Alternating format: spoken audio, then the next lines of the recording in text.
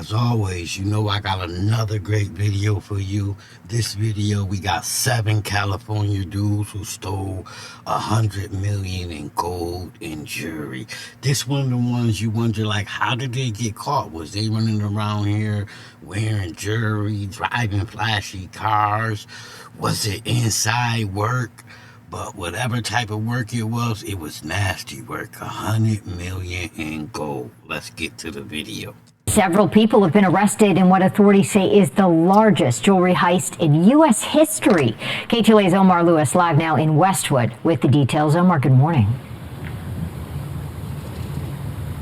Good morning, Jessica. We know that this group of 7 suspects is accused of pulling off a meticulously planned heist that totaled about $100 million worth of stolen jewelry. 2 of the suspects faced a federal court judge here yesterday. We can tell you prosecutors say this group followed a Brinks truck for about 300 miles before striking at a Grapevine truck stop. Now, if convicted, this group of 7 suspects could spend decades behind bars.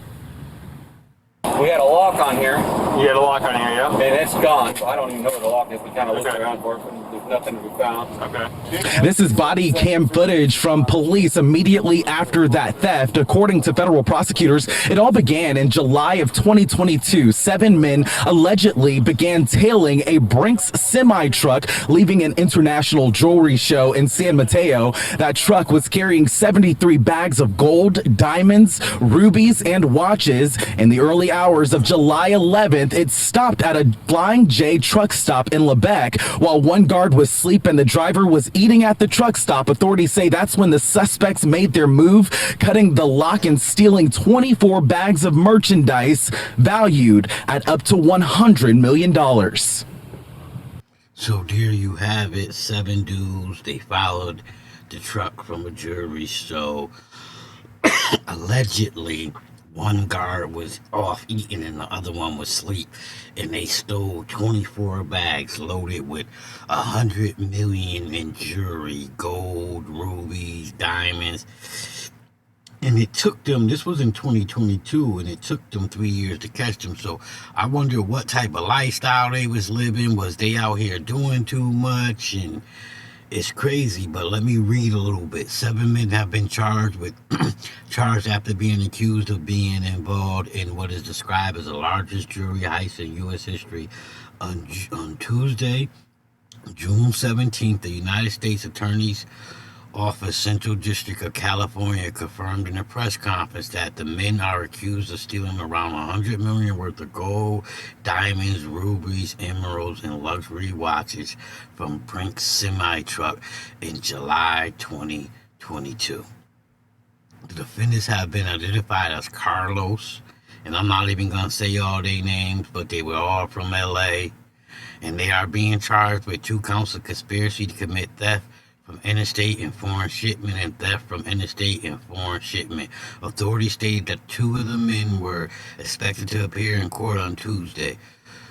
Who is currently in an Arizona state prison for a 3rd-degree burglary with unlawful entry, is also set to stand before a federal court in the weeks to come.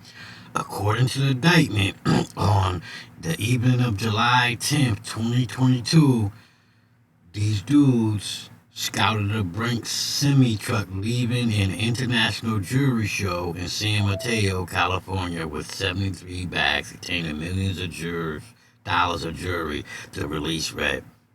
Officials added from the evening of July 10th to the morning of July 11th,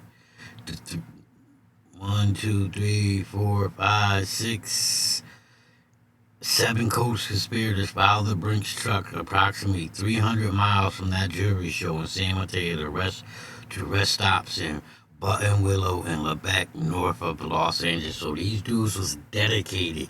They followed this truck 300 miles. Those are a couple hour ride. Authorities allege the men took 24 bags from the Brink's truck when the truck stopped in Lebec, which the bags contained approximately $100 million of jewelry.